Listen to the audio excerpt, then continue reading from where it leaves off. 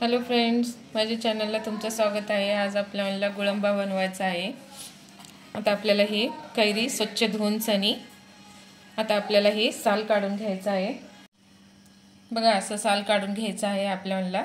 आता आपल्याला ही खिसून घेऊ।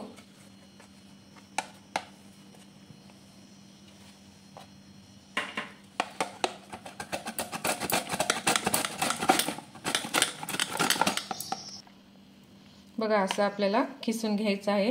ती मस्त खिसलेला आहे। आता आपण ह्याला आता आपल्याला एका कढईमध्ये घालून घ्यायचं आहे।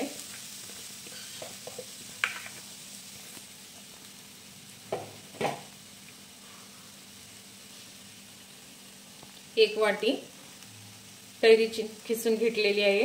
मी एक वाटी गूळ घालत आहे। आपली कैरी जितका आहे तितका गूळ घालायचा आहे आपल्याला।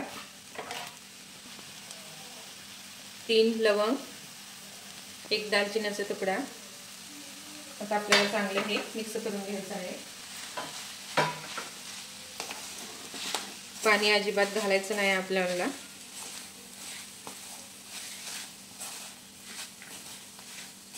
बघा आपल्या गुळाला पाणी सुटत आहे। सारखं असं हलवत राहायचं आहे आपल्याला।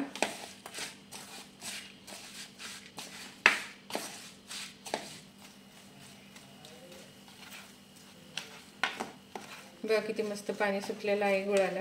आता आपल्याला ह्याच्यातच चांगलं कैरी शिजवून घ्यायचं आहे। तर आपल्याला हे 2 ते 3 मिनिटं झाकून ठेवू।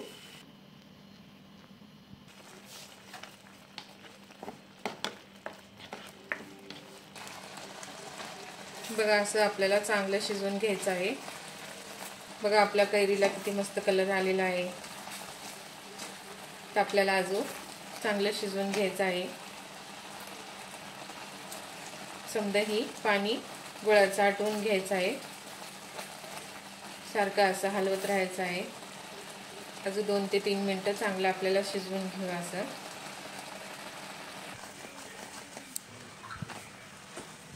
बघा आपलं गुळाचं समजा पाक शिजलेला आहे चांगलं। आता आपलं गुळ आंबा तयार होत आहे।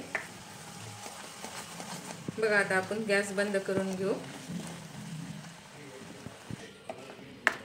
बघा थोडंसं मी असं गुळाचा रस ठेवलेला आहे, म्हणजे आपलं जसं जसं थंड होते गुळांबा घट्ट बनते। बघा मी आता गॅस बंद केलेला आहे। बघा आपला गुळांबा तयार झालेला आहे। चवीला तर खूप मस्त लागते, आंबट गोड।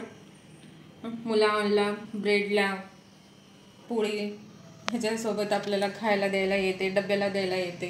तुम्ही पण असं करून ठेवा, वर्षभर टिकणारा गुळांबा। रेसिपी आवडल्यास लाईक करा, सबस्क्राईब करा।